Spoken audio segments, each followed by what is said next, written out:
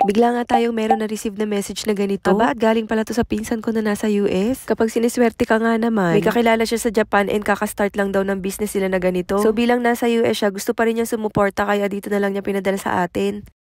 Taste test! Let's taste. Mabigat siya, mabigat. Siksik yung laman niya.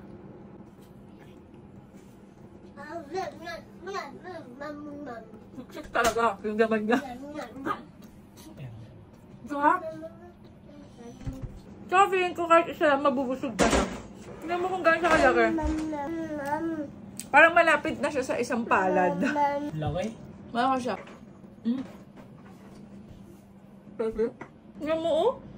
Thank you, Ken. Kasi siya yung nagpadala nito.